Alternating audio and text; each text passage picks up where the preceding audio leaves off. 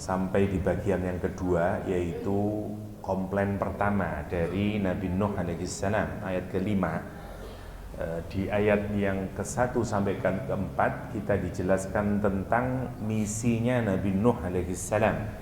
Ya, Allah menegaskan bahwa Nabi Nuh itu diutus oleh Allah an anzir qaumaka, ya, min qabli ayyatiyahum adzabun alim. Jadi yang pertama kita diingatkan fungsi Nabi itu adalah al-indhar, ya, atau memberikan peringatan.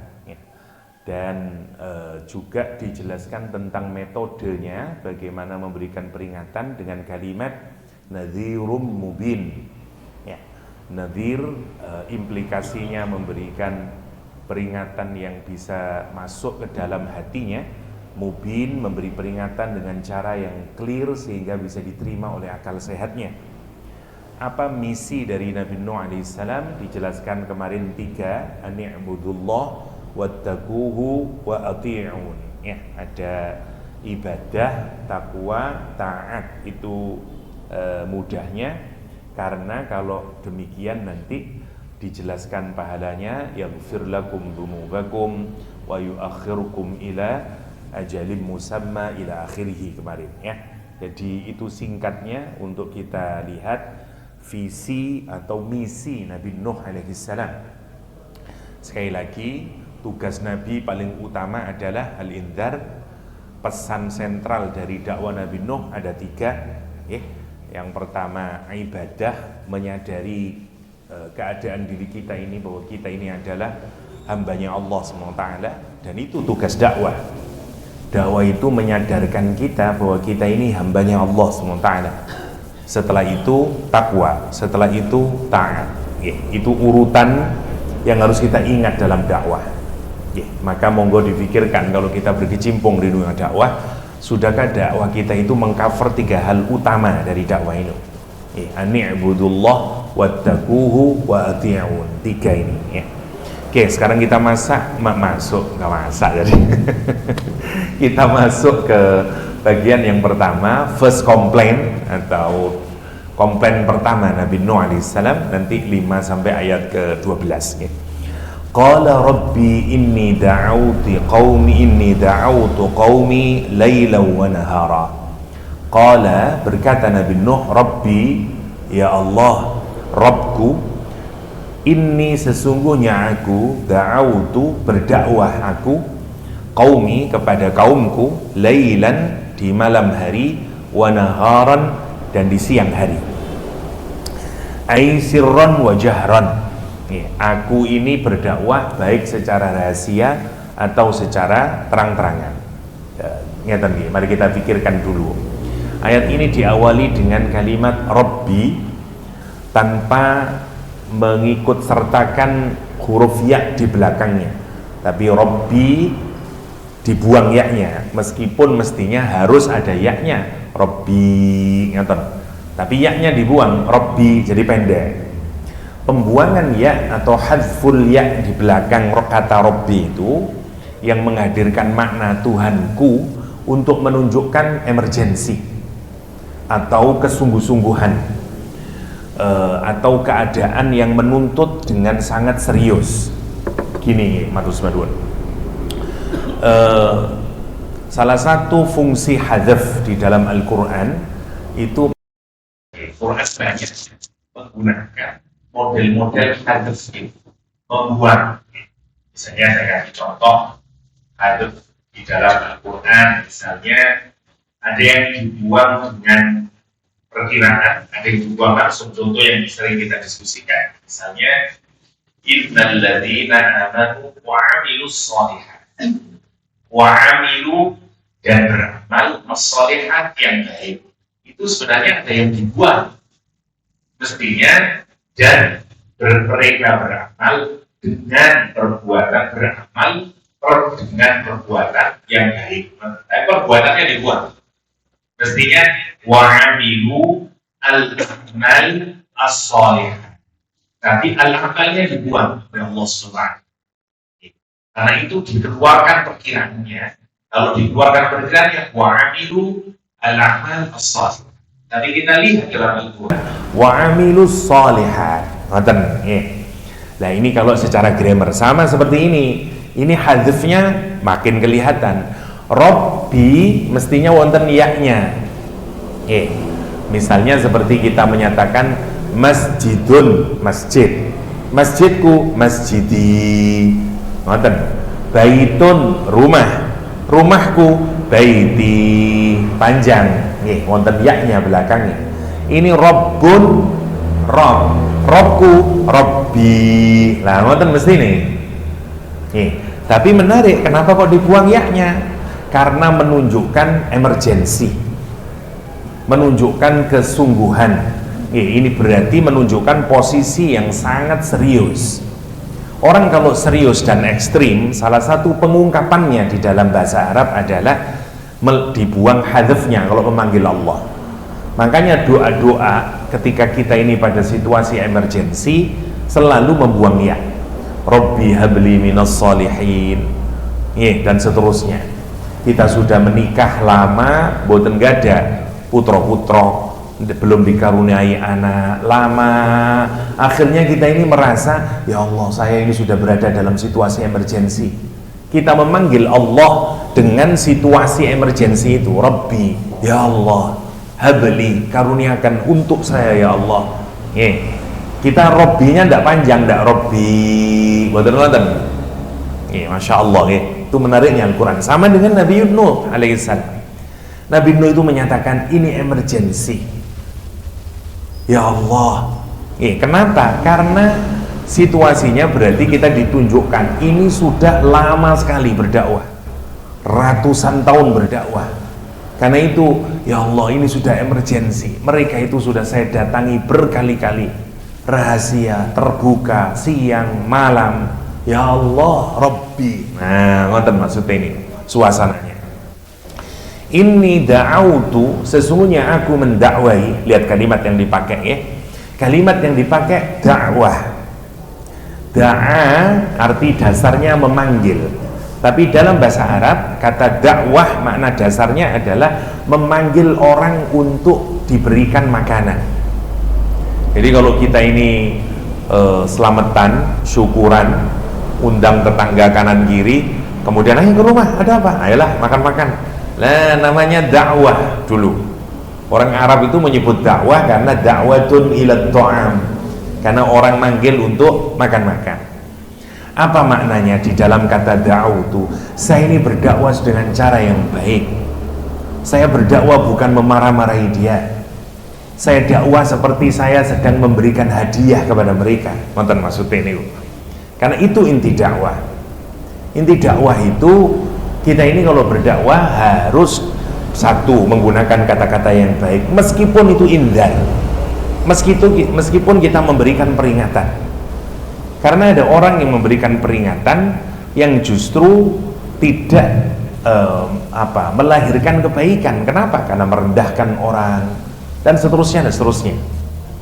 Hari ini kita dikejutkan beberapa hari kemarin tentang clash, dan ini sedihkan karena ini antar sesama umat Islam sendiri, antara FPI dengan PWI, Laskar Sabilillah,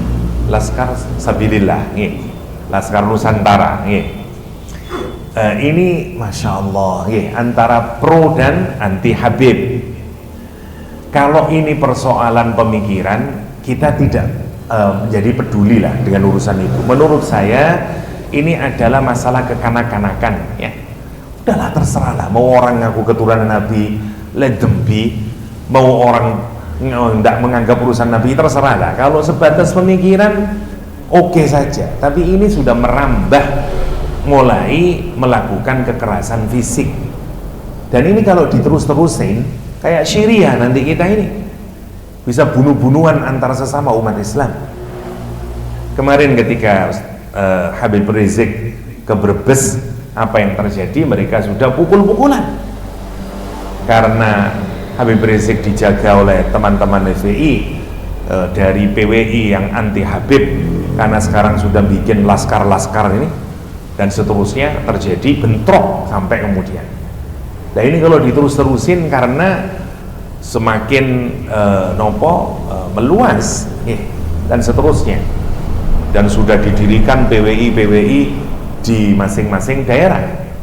Ini Masya Allah, kita ini tidak belajar terus dari sejarah kehancuran umat Islam itu sendiri. Kita ini tukaran terus antar sesama umat Islam.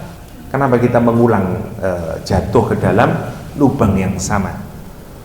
Musuh kita ini jelas, yang memusuhi umat Islam jelas, tapi kita ini sibuk dengan berkelahi dengan urusan sendiri-sendiri. Masya Allah, urusan dalam negeri kita. Belum lagi masih sumpek dengan berbagai macam berita yang makin hari makin tidak mencerdaskan. Reuni kehutanan, Mulyono ternyata Wagidi, Masya Allah, dan seterusnya. Aduh, bagaimana Indonesia ini bisa melahirkan generasi emas? Tiap hari kita ini hanya mendengarkan berita-berita yang semakin hari makin tidak cerdas kita ini. Masya Allah kalau kita pikirkan. Padahal tantangan Islam ke depan berat. Nah, ini tugas kita, masing-masing kita. Inni da'autu, kata Nabi Nuh, saya itu ngasih dakwah qaumi. Lihat kalimatnya. Ini syarat yang pertama, satu orang berdakwah itu harus bukan sampingan, harus serius. Dari mana kita lihat Ustaz? Dari Rabbi, yang pertama. Yang kedua, dakwah harus dilakukan dengan cara yang baik. Dari mana kita tahu? Dari da'autu. Berikutnya, seorang da'i harus mencintai yang didakwai. Dari mana kita tahu? Dari penyebutan kalimat qaumi, kaumku. Saya berkali-kali sering memberikan contoh. Kita ini kalau melihat orang yang ahli berbuat maksiat, itu kan biasanya kita tidak lekatkan kepada diri kita. Contoh, kalau saya punya muridnya menawakal, ada orang bertanya kepada saya, Ustadz, itu muridnya jenengan? Gak tahu saya. Siapa dia? Gak tahu saya. Tapi kalau murid itu berprestasi, orang tidak tanya, saya bilang itu murid saya itu. Kita ini mengalamatkan kepada diri kita sesuatu yang baik-baik. Kalau sesuatu yang buruk kita nggak mau. Masya Allah, lihat Al-Quranul Karim. Umatnya Nabi Nuh ini brengsek. Bayangkan, 950 tahun didakwai. 2 hari gedebok bosok, kata wong Jawa lah, dari ayah, dari bapak ke mbah, ke buyut, ke canggah, ke udek-udek, nopo lah terus terus udek sewur, gedebok bosok, nopo mawon lah sampai mendur nih, ya Allah. Pulau wong Jawa tapi buatan hafal, Masya Allah kalau kita pikirkan itu. Ini menurut riwayat 7 turunan, bayangkan. 2 hari wis watasnya ke anaknya terus. Ini semuanya kayak begitu. Tapi lihat apa yang dilakukan Nabi Nuh. Nabi Nuh masih menjawab menggunakan kalimat qaumi. Wahai kaumku, untuk menunjukkan apa? Kecintaan dari da'i kepada mad'unya, dari pendakwah kepada yang didakwai. Itu yang harus kita lakukan. Kalau motif kita kepada orang yang didakwai sudah kebencian dan seterusnya, bagaimana dakwah bisa masuk? Masya Allah, ya Rasulullah SAW. Ya, meskipun dihina, malah awal-awal apa yang dilakukan oleh hampir semua para anbiya, ya Allah, ampuni dia ya Allah, fa innahum la ya'lamun. Ketika Rasulullah SAW membaca ayat Al-Quran tentang doanya Nabi Nuh, doanya Nabi Ibrahim, doanya Nabi Isa alaihissalam, nangis Rasulullah SAW. Nabi Isa berkata, in tu'adzibhum fa innahum ibaduk. Ya Allah, kalau engkau mengazab mereka ya Allah, sesungguhnya mereka itu adalah para hamba-hambamu. Tapi kalau engkau mengampuni mereka, sesungguhnya engkau adalah maha pengampun. Nabi Ibrahim juga berdoa, kurang lebih doanya sama. Ya Allah, kata Nabi Ibrahim alaihissalam, jika mereka mengikatiku, ya mereka nurut sama saya, fa innahu minni. Ya, mereka bersamaku, insya Allah jadi orang yang selamat. faman tabi'ani fa innahu minni faman asani. Tapi kalau mereka bermaksiat kepadaku, tidak taat kepadaku, tidak taat kepada Allah dan Rasulnya, yakni Nabi Ibrahim alaihissalam, fa innaka ghafurur rahim, bukankah engkau maha pengampun lagi maha penyayang ya Allah. Lah Nabi Muhammad itu baca ayat ini nangis Nabi Muhammad. Nggih. Sampai kemudian kita lihat salah satu asbab nuzulnya, wala saufa yu'tika rabbuka fatarda. Apa yang dilakukan Allah memberitahu malaikat Jibril, saya tahu, tapi saya kepingin kamu turun sana, datangi Muhammad, tanyain Muhammad apa yang dia tangiskan. Malaikat Jibril turun, Muhammad, ma yubkika ya Rasulullah, apa yang membuat engkau menangis ya Rasulullah? Napa terus Kanjeng Nabi? Ummati ya Jibril, umatku Jibril. Siapa yang ditangisi? Kita ini.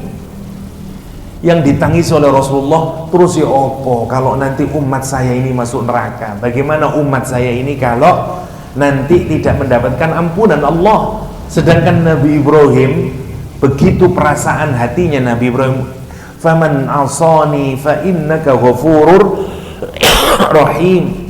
Kalau mereka bermaksiat kepadamu ya Allah, tidak nurut kepada dakwah saya ya Allah, bukankah engkau maha pengasih lagi maha penyayang? Bukankah Nabi Isa berkata, kata Nabi Muhammad SAW, in tu'adzibhum fa innaka ghafurur rahim, kalau engkau mengadab mereka ya Allah, sesungguhnya mereka ini semuanya hambamu, kalau engkau mengampuni mereka, engkau ini in tu'adzibhum fa innahum ibaduk, mereka itu tetap merupakan hamba-hambamu. Untuk menunjukkan Nabi concernnya para anbiya kepada mad'unya. Ini monggo latihan kita sabar ya dalam dakwah. Jangan dari mulai yang paling kecil lah, ngajar guru TPK, anak yang nawah kali boten karu-karuan, wonten sebel sampai kita nonton guyonan ya gitu. Dan itu memang begitulah resiko dalam dakwah nih.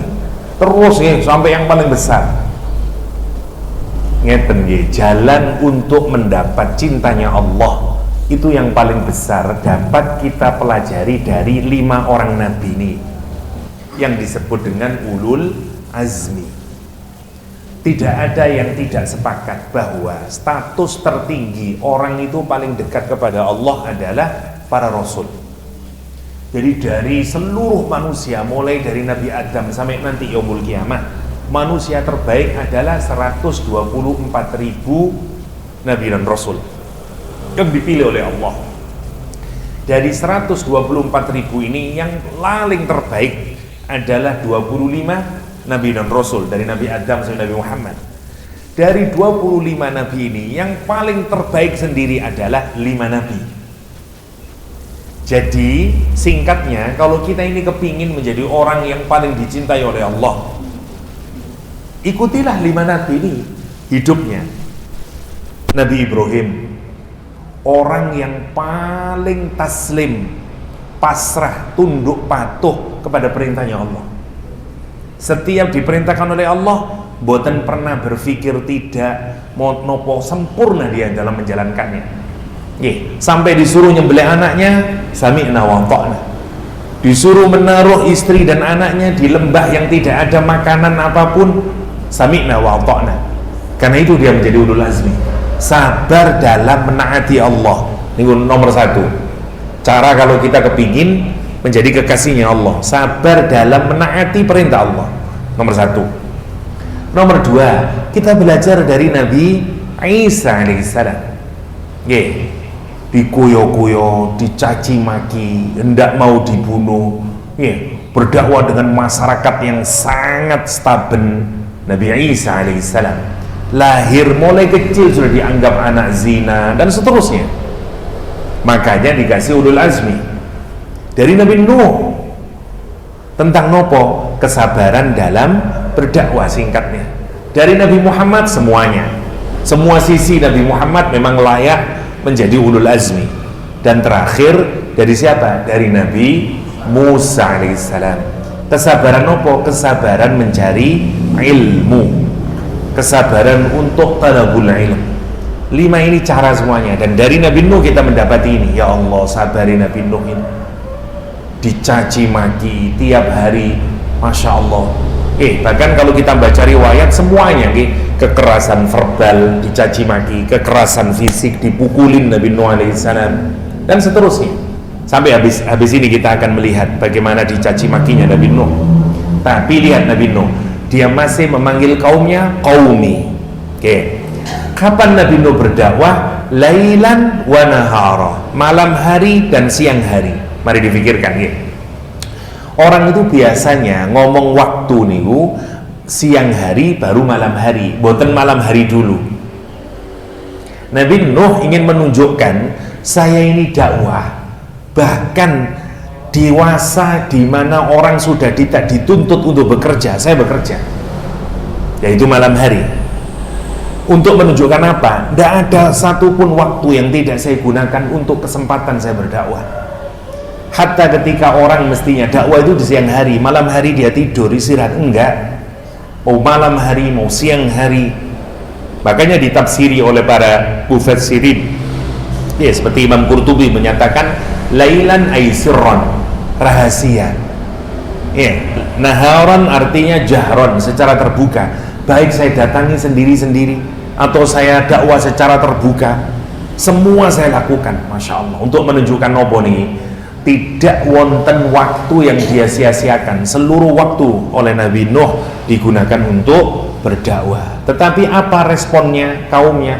Falam yazidhum du'ai illa firara. Tetapi tidak menambah ya mereka atas panggilan yang saya lakukan terus-menerus kepada mereka, illa kecuali firara, makin jauh, makin berlari dia. Makin lari, firaran ay tabaudan, makin menjauh dia minal iman, dari iman.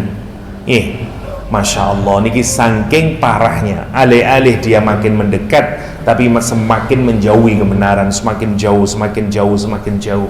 Saking parahnya umatnya Nabi Nuh. Niki penting ya, karena kita ini berdakwah tidak akan selalu mendapatkan pujian. Kadang ditolak oleh orang, dan seterusnya.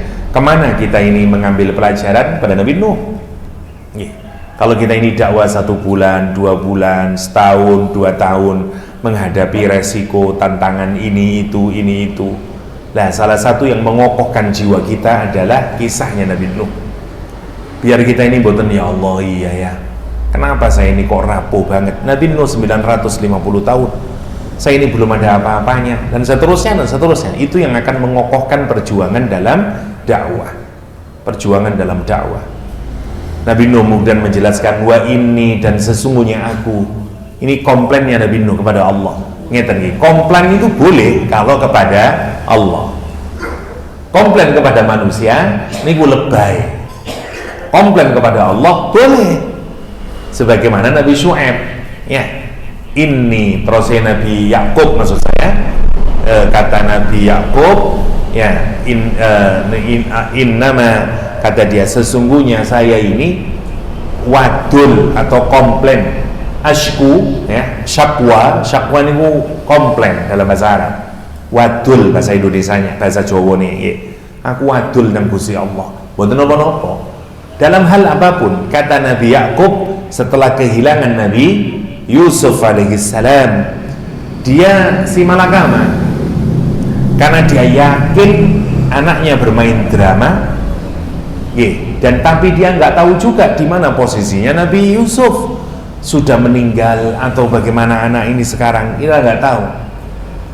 Yang kedua, dia juga mendapati 10 anaknya melakukan perbuatan yang buruk kepada Yusuf, sehingga dia mau kemana, saya ini mau komplain kepada siapa? Kemudian Allah SWT.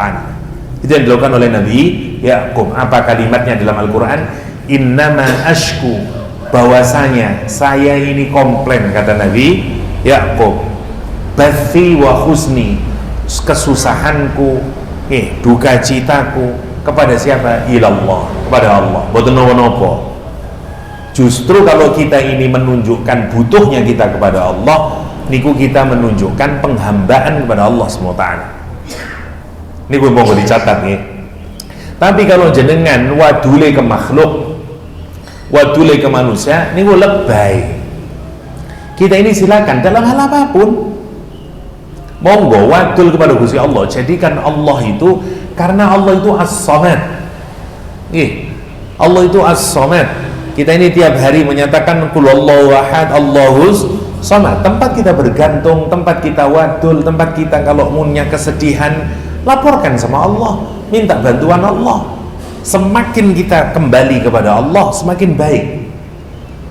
Jangan hanya karena persoalan besar, hatta jangan tinggali para sahabat, para tabi'in, hatta persoalan-persoalan kecil dia komplainnya kepada Allah SWT. Masya Allah, bukan nopo-nopo, tapi komplain dalam pengertian ya Allah untuk minta pertolongan, bukan komplain dalam pengertian kita nopo boten terima dengan ketentuan Allah. Lah itu jelek. Kenapa ya Allah, saya kok begini ya Allah, kenapa saya kok tidak dikabuat kaya ya Allah. Niku boten komplain namanya, niku menentang Allah SWT, suudzon kepada Allah Subhanahu wa ta'ala. Sama seperti komplainnya Nabi Nuh. Niki komplain Nabi Nuh menunjukkan, ya Allah saya ini sudah berdakwah siang malam, dia tunjukin, wa inni kullama da'autuhum, sesungguhnya saya, kata Nabi Nuh, kullama, setiap da'autuhum, mendakwai kepada mereka, umat saya ini, litaghfira lahum, agar mereka memohon ampunan. Saya ini setiap saya datang kepada mereka, agar engkau ya Allah mengampuni mereka, litaghfira, agar engkau ya Allah mengampuni mereka. Saya dakwain mereka itu agar mereka bertaubat, agar mereka berhenti dari maksiatnya. Dengan begitu nanti engkau akan mengampuni mereka. Ja'alu, lihat, mereka menjadikan asabi'ahum, asabi' tangan mereka ini, jari-jari mereka, niki fi adhanihim, di dalam telinga mereka.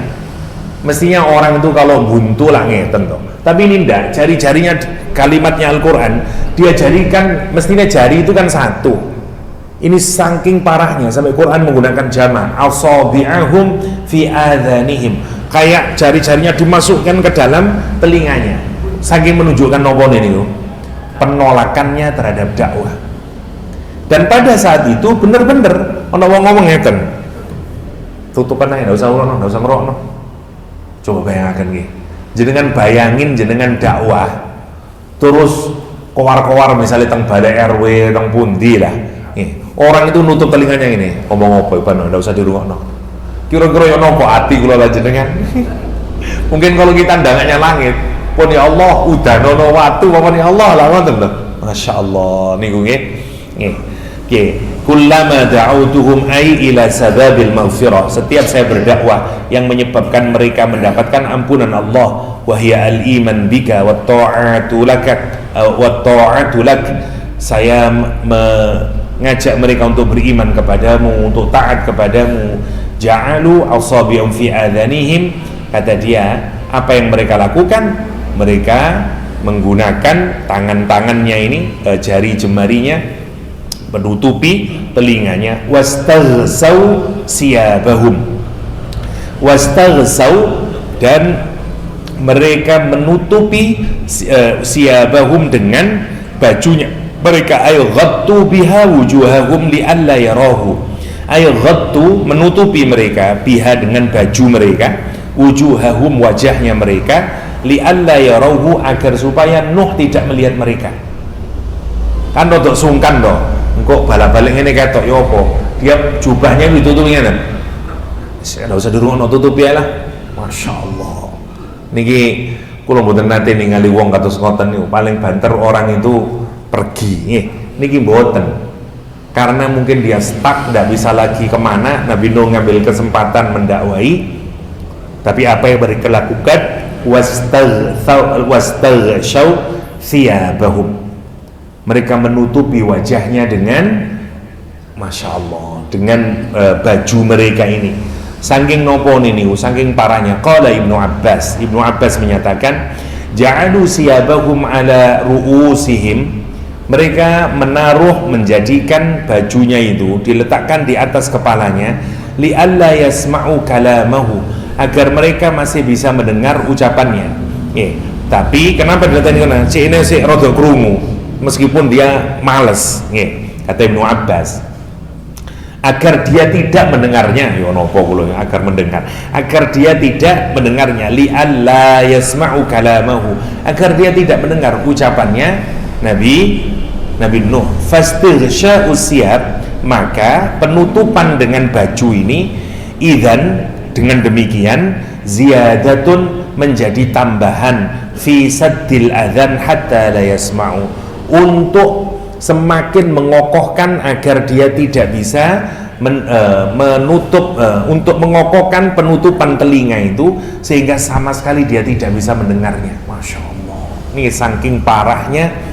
Au litangkirihim anfusahum hatta yaskut, atau untuk mengingkari sehingga dia diam, terus diem terus ya. Sejarah ngono, menengai, tutup telingane. Terus ditutup ae. Bano, cek diem mari ngene. Ya Allah, ini kurang ajari sinten umat Nabi Nuh.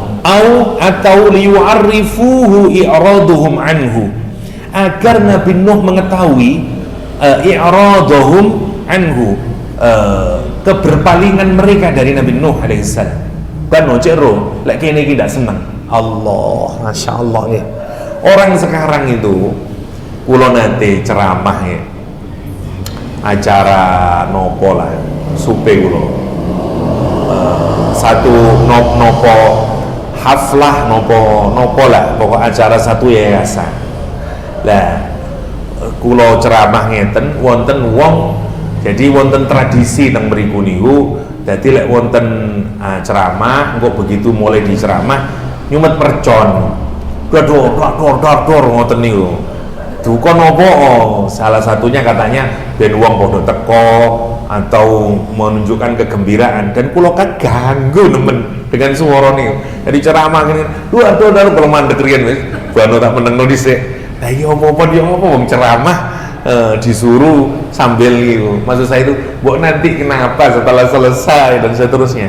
Saya mikir-mikir, ya Allah, hanya suara petasan mawon. Jero hati wonten mangkele niku pun jujur mawon. Ya apa sih wong iki? Kin saya mikirin, ya Allah, betapa beratnya terus Nabi Nuh alaihi salam. Niki dakwah cek etek ya, mboten napa-napane banding dakwahnya Nabi Nuh. Nabi Nuh itu Masya Allah, mad'unya menutup telinganya semuanya, mad'unya menutup mukanya semuanya, kepalanya ditutup dengan kain semuanya. Kenapa kata dia? Biar dia tahu kalau kita tidak peduli sama dia. Liyu'arrifuhu i'radahum anhu, agar Nuh mengetahui i'rad. Al-i'rad niku keberpalingan, arada niku menampilkan. Kalau kita mengekspresi dengan pameran, arek ono pameran sesuatu yang awalnya sembunyi jenengan tunjukin, namanya pamer. Dipamerkan. Reuni misalnya, orang-orang ini sono yang menunggu jenis orang Indonesia ini soalnya nanti nih. Reuni ke-45, ono sing ngitung gitu, dihitung. Mos 45 itu dari tahun 80. Di mana ada orang reuni mulai awal masuknya? Ya Allah, orang Indonesia iki kula dari guyang, ya Allah. Ngancene aneh-aneh ya. Masya Allah kalau kita pikirkan ini. Nah, jadi menarik bagaimana orang penolakannya niku, namanya i'rad. Lawannya arado, kalau dipamerkan lawannya i'rad. Menarik ya, arado sama a'rado diparingi alif depannya udah berbeda mananya. Yang satu menampilkan, yang kedua setelah ditampilkan jenengan menguh, bahasa Jawa niku menguh, a'rado niku. Dia berpaling kemudian, boten peduli. Masya Allah. Dia menyatakan apa? Kata tadi ya penjelasan Ibnu Abbas, kata dia liyu'arrifuhu, dan weruh Nabi Nuh nih, biar tahu Nabi Nuh ya i'radahum anhu, keberpalingan orang-orang dari Nabi Nuh. Wakilah wa kinayatun 'anil adawah. Yang lain, mufassir yang lain menyatakan ini adalah metafor atau nopo, perumpamaan dari permusuhan, al-adawah. Jadi wong niku lek sampai nutup telinga, sampai menutup muka niku asline ngoten panjen melakukan permusuhan. Labisa li fulanun siyabal adawah. Kata orang Arab, dia mengenakan pakaian permusuhan dengan saya. Wah, itu Rasulullah Arab. Ya. Belum cukup, apalagi yang dia lakukan satu secara simbol sudah kayak begitu. Terus apa kata dia? Wa asarru niku napa nggih? Insist kalau bahasa Inggris nih. Bahasa Indonesia napa nggih? Terus menerus, boten purun. Niku namanya asarru. Terus menerus boten pernah mau berubah, terus menerus melakukannya, tidak pernah menguranginya, namanya israr. Wonten kalimat terkenal nggih. La saghirah la kabirah ma'al istighfar wala kabirah ma'al israr.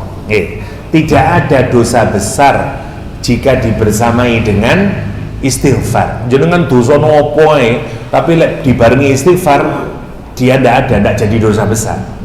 Tapi wala saghirah, tidak ada dosa kecil kalau dibarengi dengan israr.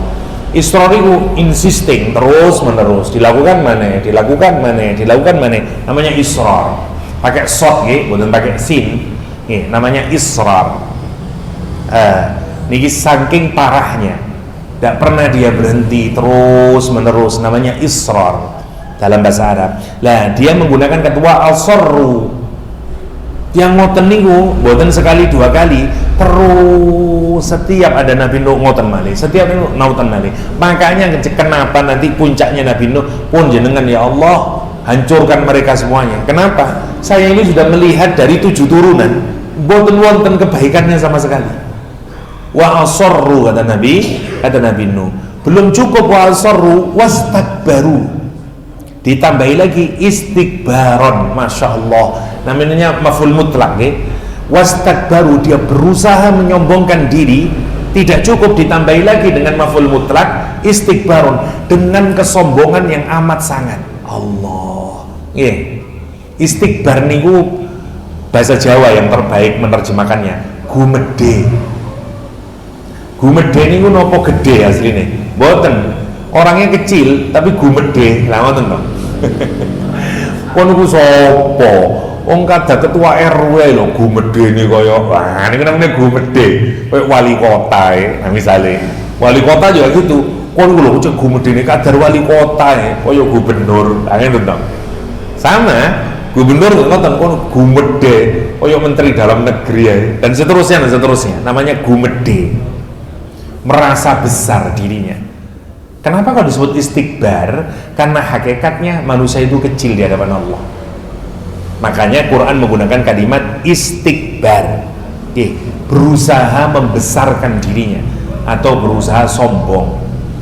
Tapi bukan hanya berusaha, istikbaron, nemen dia sombongnya nih. Masya Allah, ini kumpulnya kepongahan, i'rad, keberpalingan.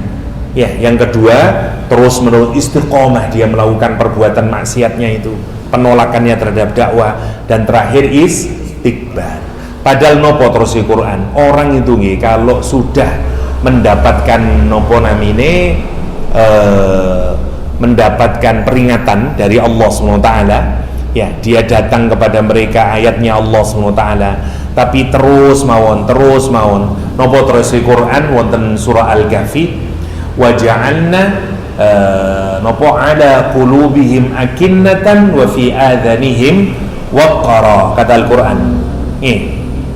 Quran menjelaskan ayat ini turun untuk Nadhr bin Haris. Wonten surah Al-Kahfi itu ayat wa ja'alna ada qulubihim akinnatan, kata Al-Quran. Dikasih akinnah. Jadi orang itu kalau dikasih dakwah menolak lagi, dikasih dakwah menolak lagi, padahal sudah sampai kepada dia, Quran sampai, hadis sampai, tapi dia menolak. Nanti oleh Allah hatinya dikasih akinnah. Nopo akinnah niku? Akinnah niku awalnya berasal dari ngeten gambarane burung Raja Wali. Kalau dia bikin sarang, bikin nest, bikin sarang, itu selalu di tempat yang tinggi. Hampir semua burung naruh sarangnya di tempat tinggi yang tersembunyi. Kenapa? Biar nggak ada predator memangsa telur dan anak-anaknya. Enggaknya jenengan nek nontok nopo lah naik ke pohon terus ono susuan deh ini. Dia cari tempat yang paling susah. Apalagi semakin burung Raja Wali tempat paling tinggi, nggak ada satupun makhluk yang bisa mengaksesnya karena itu aman. Dari situ diambil kata akinnah. Nopo maksudnya? Akinnah adalah penutup yang tidak ada akses lagi untuk bisa masuk. Jenengan misalnya kunci dan duit, manten kuncinya jenengan buat, namanya akinnah. Terus ya apa buka ya wis. Karena buka guys, namanya akinnah. Apa kata Allah? Orang itu kalau dinasehatin sekali ditolak, dinasehatin lagi ditolak, dinasehatin lagi kepada dia, datang Al-Quran kepada dia, tapi dia tolak terus, kata Allah, nanti hatinya dibikin tertutup yang tidak akan mungkin ada akses hidayah untuk masuk ke dalam hatinya. Masya Allah, saking menakutkannya nih. Kata Allah, waja'alna, dan aku jadikan ala qulubihim, atas hatinya, akinnatan, penutup yang tidak bisa diakses lagi. Nah ini menakutkannya. Ini puncak dari orang kalau dinasihati menolak, dinasihati menolak. Ayat ini turun untuk siapa? Nadhr bin Haris, wong pinter, sugih, dokter teng kota Makkah. Karena kemudian prestasinya mulai menurun gara-gara Nabi Muhammad masuk Islam, dia melakukan saingan. Dia beli kitab-kitab tentang raja-raja Persia, dia undang biduan wanita, dia suruh menyanyi, dia bikin musik, dia kasih khomer, orang-orang diundang datang menikmati nyanyian, dansa, khomer sambil diceritain tentang raja-raja Persia, maunya untuk nyaingin Al-Quran. Turun ayat Al-Quran, ada di antara manusia niku may yashri nafs lahwal hadis, orang yang membeli entertainment untuk liudilla an sabilillah, untuk menyesatkan orang dari jalan Allah SWT. Tapi ternyata gagal total dia. Lama-lama orang tidak peduli sama dia karena tetap Quran terlampau istimewa. Terus mikir-mikir, ya apa caranya? Dia datang ke orang Quraisy. Ini kayaknya yang bisa menyelesaikan urusan dengan Muhammad ini adalah, apa kata dia? Kita pergi ke Yasrib, kita minta bantuan orang Yahudi untuk mengatasi Muhammad. Datang dia ke Yasrib, orang Yahudi bilang gini saja, bilang sama Muhammad, tanyain dia tentang hal, tanyain tentang Dzulqarnain, tanyain tentang Ashabul Kahfi, tanyain tentang ruh. Kalau dia tidak bisa menjawab, dia bukan nabi, dia mutakawwil, pembual dia, bunuh saja sudah. Kalau dia bisa menjawab, dia memang nabi. Ternyata setelah disampaikan, turun surah Al-Kahfi dan surat Al-Isra menjawab pertanyaan itu, gagal lagi. Sudah mentok, tidak bisa ngapa-ngapain, bilang nopo Nadhr bin Haris. Ini pertanda hatinya sudah membeku, sudah dikasih akinnah oleh Allah. Dia di hadapan Nabi menyatakan, ya Muhammad, Allahumma in kana hadha huwal haq, di surat Al-Anfal, fa'amtir alaina hijaratan minas sama' aw i'tina bi'adzabin alim. Muhammad, kalau memang yang kamu dakwakan itu benar, gini saja dah, turunkan batu-batu dari langit kepada saya, atau datangkan kepada saya siksa yang sangat pedih. Masya Allah. Itu Nadhr bin Haris. Apa yang terjadi? Allah biarkan dia dalam kesesatannya sampai nanti dia puncaknya paling banyak maksiat dia lakukan, sampai nanti langsung mlebu neraka. Kapan dia matinya?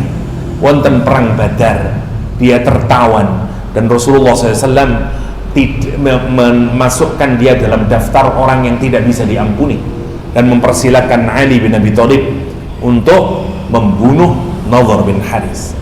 Nasib orang yang digambarkan oleh Al-Quran sangat buruk ini, sampai Quran menurunkan ayatnya tadi, kata Allah SWT, wa ja'alna ala qulubihim akinnatan, dan kami jadikan, kata Allah SWT, di dalam hatinya wonten napa?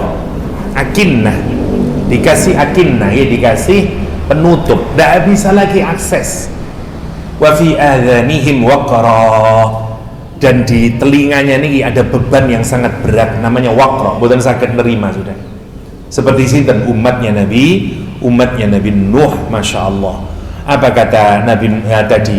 Sudah menutup telinga, menutup dengan baju, terus menerus, tidak pernah berubah. Wa asarru, dan apalagi wastakbaru, istikbara, malah makin sombong.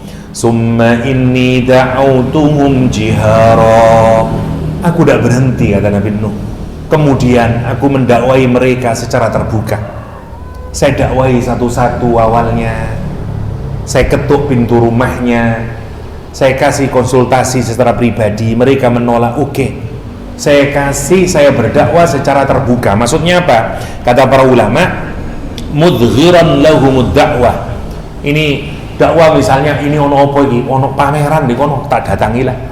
Ketika orang ngumpul banyak kan, dia mau ndak bisa dia lari karena wonten acara nopo, katakanlah lek sakniki bazar, pameran atau apalah, fiesta 17 Agustusan rame-rame, lah dia datang ke situ, dia korbankan kehormatannya, dia korbankan nopo mawon lah. Nabi Nuh menyatakan, saya datangi dalam keadaan nopo terbuka, terang-terangan mereka. Summa inni a'lantu lahum wa asrartu lahum israra. Summa inni, kemudian aku a'lantu, saya mengiklankan kepada mereka. I'lan, pemberitahuan. Makanya bahasa Arab iklan itu bahasa Arab, tapi boten double ka, double ain, i'lan. Tapi kita kan susah ngomong. Wis ono i'lannya dah, wah boten. Ono iklannya dah. Bahasa Arab nih, i'lan. I'lan pengumuman. Nah, menarik. Kemudian begitu saya di tempat umum, saya kasih pengumuman, ittaqullah, dan seterusnya. Dan tidak cukup, kata Nabi Nuh, lahum, untuk mereka, wa asrartu, dan saya secara sembunyi-sembunyi mendakwai, lahum, buat mereka, israran, sembunyi-sembunyi. Mungkin wong-wong itu izin, mungkin dia malu kalau saya datangi secara bersama-sama. Ada mungkin di dalam hatinya yang tertarik, tapi mau mengucapkan Islam dia nggak nyaman. Oke lah, saya datangi ke rumahnya secara rahasia malam-malam hari, saya ketuk pintunya. Masya Allah, itu katanya Nabi Nuh, saking parahnya, saking parahnya. Lam ubqi majhudan, a'lan tusihtu wa asratu, saya bengok, wa asratu lahum israra biddu'a, ada maknanya wa asratu lahum israra, maknanya saya dungakno di waktu sepi, nggak ada orang, malam hari, saya berdoa kepada Allah SWT untuk mereka, agar mereka mendapatkan hidayahnya Allah. Masya Allah. Am ba'dihim ba'da, ada juga yang mengartikan asrartu lahum ataituhum fi manazilihim, saya datangi ke rumahnya satu-satu. Masya Allah.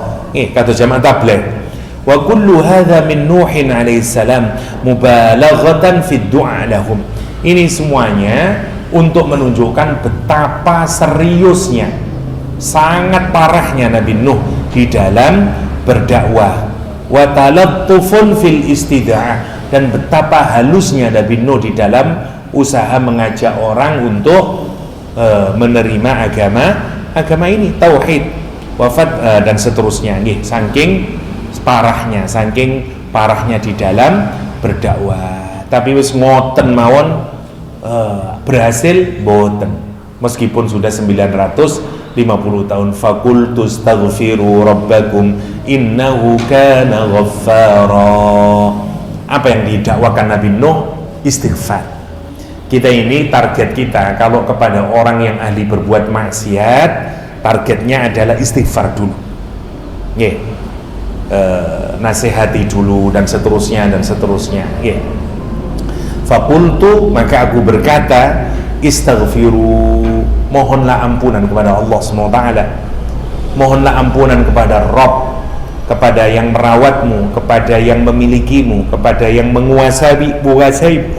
Istaghfiru rabbakum, innahu, sesungguhnya Allah, Kana adalah Allah Ghaffara, ya, maha pengampun yang mengampuni berkali-kali.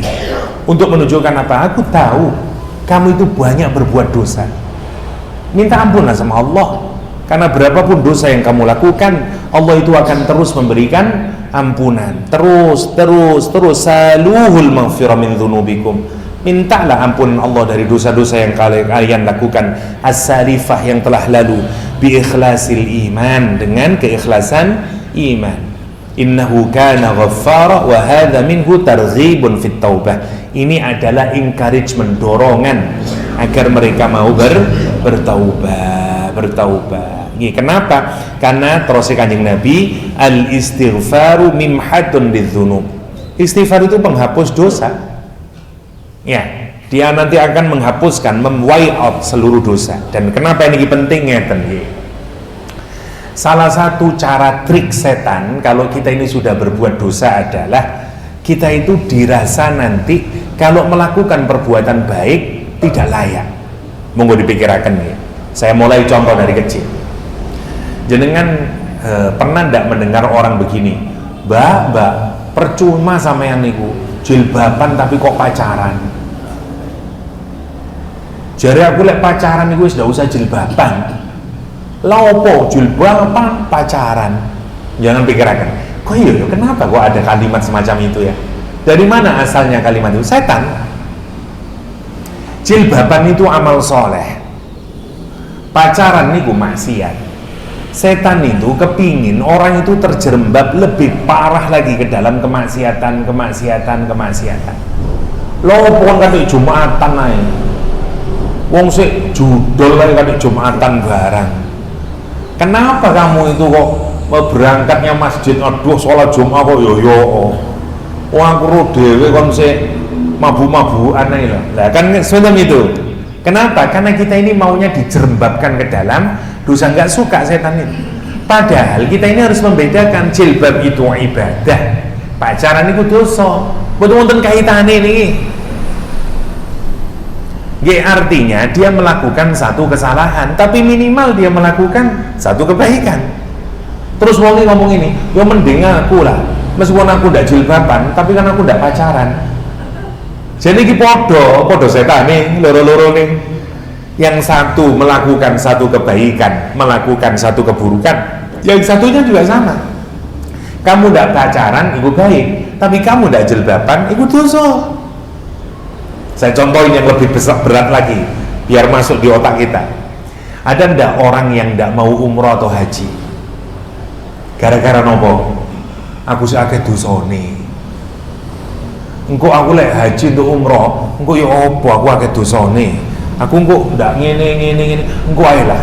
Engko aku lek wis tobat baru aku umroh. Engko aku lek wis salat 5 waktu baru aku umroh. Niki asli itu pinten? Dari setan. Karena setan itu nggak mau orang yang berbuat dosa niku mangke datang ke rumahnya Allah, dia bertaubat kepada Allah, diampuni dosa-dosanya. Aku gudo mulai cilik moro-moro umur 50 katanya umroh, terus waduh rugi aku. Ya apa caranya dia nggak mau umroh?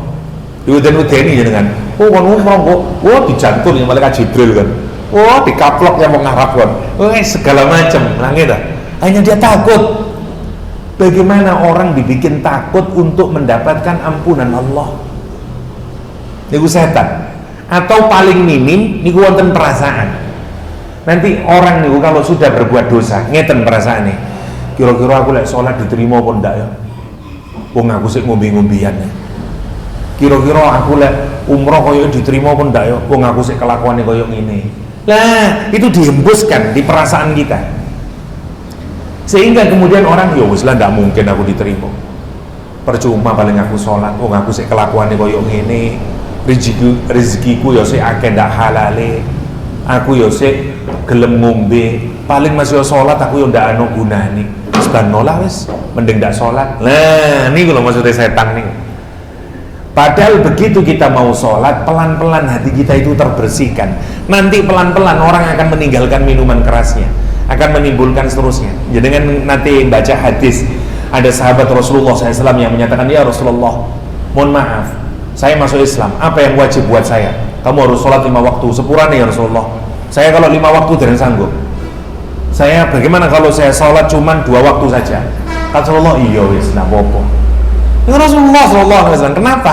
Karena Nabi yakin kamu pertama nanti kalau kamu sholat, kalau sholat mau baik, nanti kamu akan berubah, tambah baik. Nah nanti 5 waktu. Memang begitulah kita mengajari dakwah nih. Tapi setan nggak mau. Maunya orang itu kalau sholat wis kuantu semua dosa tidak dijalankan, enggak. Makanya dia istaghfiru rabbakum innahu kana ghaffara. Nanti Allah akan ngampuni kamu, wis tarik, stopen maksiat, nanti diampuni oleh Allah. Tapi dia tidak mau, enggak lah. Dan menarik ayat berikutnya nopo, saya akhiri dengan awalan saja ayat yang berikutnya ngeten nggih. Kita ini kalau istighfar, makna istighfar itu berusaha untuk mendapatkan ampunan Allah. Mestinya wong istighfar berarti dapat nopo? Dapat ampunan. Namanya saja istisqa, usaha untuk mendapatkan air hujan. Berarti jenengan nggak istisqa angsal nopo? Yo angsal air hujan. Nah, ngoten to? Nggih. Istighfar mestinya jenengan kalau membaca istighfar dapat nopo? Dapat ampunan Allah. Tapi lihat kata Al-Quran Karim, yursilis sama alaikum midrara. Kalau kon gelem istighfar tak mudunno udan sing terus menerus. Masya Allah. Allah itu mau bilang, duduk tak ampuni doamu. Kalau kamu sudah mendapatkan maghfirahnya Allah, semua rahmatnya Allah akan aku turunkan. Kenapa diawali dari hujan? Karena negeri itu mengalami kekeringan karena nolak dakwah. 900-an tahun ini Nabi Nuh ditolak terus, dicaci maki, dihina, dipukul. Akhirnya Allah menimpakan azabnya kepada kaumnya. Dengan cara apa? Dikasih kering kerontang, tidak turun hujan lama sekali. Ini kan ngoten, diuji dulu sama Allah sebelum diazab. Siapa tahu kan ngoten tuh, boten langsung diadab menungso niku. Dikasih ujian dulu, yang kecil dulu. Nabi Nuh terus ngasih tahu azab, rek istighfar yang Gusti Allah. Kon nek istighfar, lak mudun kok udan. Makanya monggo nggih, kadang-kadang niki resepe. Dulu Imam Hasan Al-Basri didatangi orang, datang ke tempatnya Imam Hasan Al-Basri, dia menanyakan, "Ya Imam, kampung kami ini lama ndak hujan. Terus orang-orang ini menjerit karena padi tidak bisa ditanam gini. Nopo terus Imam Hasan Al-Basri baca istighfar. Pulang. Datang lagi orang berikutnya, ya Imam, saya ini sudah menikah lama, tidak punya anak gini. Nopo terus dia baca istighfar. Datang lagi berikutnya, ya Imam, saya ini gini, sungai di kami kering kayak gini. Terus Imam Hasan Al-Basri baca istighfar. Setelah pulang muridnya tanglet teng Imam Hasan Al-Basri, ya Imam, jenengan iki yo nopo to? Orang datang dengan persoalan yang berbeda-beda, jawabannya kok podo kabeh, istighfar. Nopo terus Imam Hasan Al-Basri baca surat Nuh kemudian. Nopo Imam Hasan Al-Basri, wa qalu astaghfiru rabbakum innahu kana ghaffara. Nabi Nuh dulu berkata kepada kaumnya, istighfarlah kalian, sesungguhnya Allah akan mengampuni dosa-dosa kalian. Yursilis samaa alaikum midrara, Allah akan mencurah-curahkan hujan yang terus menerus. Wa yumdid lakum, dan Allah akan memperbanyak kepada kalian bi amwalin, dengan harta-harta, wa banina, dan anak-anak, wa yaj'al lakum jannati wa yaj'al lakum anhara. Allah akan menjadikan kalian kebun-kebun, tanaman-tanaman kalian akan menghijau, dan sungai-sungai kalian akan penuh airnya. Karena itu kata Nabi, ya memang ngono resep di Quran. Nah ini juga jadi resep di kalangan para ulama. Lek kalau kita ini dagang nopo mawon lah, usaha kok ro seret nopo sing kada istighfar.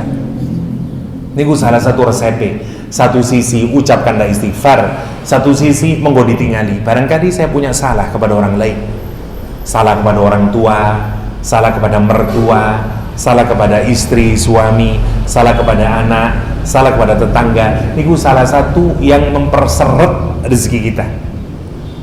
Monggo terutama buat yang dagang, minta ampun sama orang tua, Iya mungkin iki sing gare awak iki seret iki dagangan iki dan seterusnya. Setelah tentu saja ikhtiar logis kita lakukan nggih. Ilmu marketing wis dipelajari dan seterusnya nggih. Baru kita minta pada Allah SWT. Kita belum menjelaskan yuk nopo yumditkum bi amwali wa banin. Saya akhiri dengan kata midror. Midror adalah hujan yang terus menerus. Kata Allah SWT, apa sekarang sih yang paling kamu susahkan? Gak ada hujan, wis istighfar. Begitu kamu hujan, begitu kamu istighfar, yursil, saya lepaskan, kata Allah. As-sama, langit akan suruh melepaskan apanya? Alaikum, atas kalian midror, hujan yang akan turun dari langit kepadamu. Masya Allah. Ini salah satu jawaban kalau kita ini sedang mengalami musibah. Jadi Allah itu ngeten nggih, monggo kita akhiri nggih. Semua perintah Allah itu untuk kebaikan kita, boten untuk kebaikan Allah. Istighfar, mengampuni dosa-dosa kita. Dan kalau kita sudah dapat ampunan dari Allah, semua diberikan. Sama nggih. Kenapa kita ini kok ibadah hari ini? Karena agar kita mendapatkan maghfirahnya Allah. Kalau sudah dapat maghfirah, baru kita dapat surganya Allah. Karena surga terlampau mahal, maka cara yang kita lakukan adalah kita ini agar dapat maghfirahnya Allah. Kalau sudah dapat maghfirah, nanti rahmatnya diberikan. Niku monggo dipikirkan nih. Makanya singkata maos istighfar. Dulu saya cerita tentang Imam Ahmad bin Hambal dengan tukang roti, masih ingat jenengan? Dia lazim membaca nopo istighfar. Itu yang membuat semuanya kemudian dikabulkan dua-duanya oleh Allah Subhanahu wa taala. Demikian yang saged kula sampaikan, mugi-mugi wonten manfaatipun. Hadanallahu yang majma'in wa sallallahu ala nabiyyina Muhammadin wa alihi wa sahbihi wa sallam wa akhiru da'wana alhamdulillahi rabbil alamin. Subhanakallahumma wa bihamdik asyhadu an la ilaha illa anta astaghfiruka wa atubu ilaik. Wassalamu alaikum warahmatullahi wabarakatuh.